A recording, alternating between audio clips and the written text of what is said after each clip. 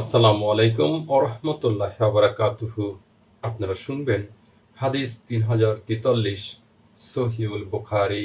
আবু সাঈদ খুদরী রাদিয়াল্লাহু তাআলা আনহু হতে বর্ণিত, তিনি বলেন, যখন বনী কুরায়জার ইহুদিরা সাদ ইবনু মাআজ রাদিয়াল্লাহু তাআলা আনহু এর ফায়সালা মোতাবেক দুর্গ থেকে বেরিয়ে আসে, তখন আল্লাহর রাসূল সাল্লাল্লাহু আলাইহি ওয়াসাল্লাম তাকে ডেকে পাঠান, আর তিনি তখন ঘটনাস্থলের কাছেই ছিলেন। তখন সাদ রাদিয়াল্লাহু তাআলা আনহু একটি গাধার পিঠে আরোহণ করে আসলেন। যখন তিনি কাছে আসলেন, তখন আল্লাহর রাসূল সাল্লাল্লাহু আলাইহি ওয়াসাল্লাম বললেন, তোমরা তোমাদের নেতার দিকে দণ্ডায়মান হও। তিনি এসে আল্লাহর রাসূল সাল্লাল্লাহু আলাইহি ওয়াসাল্লাম এর নিকট বসলেন। তখন তাকে বললেন, এগিয়ে যাও, এরা তোমার ফায়সালায় রাজি হয়েছে।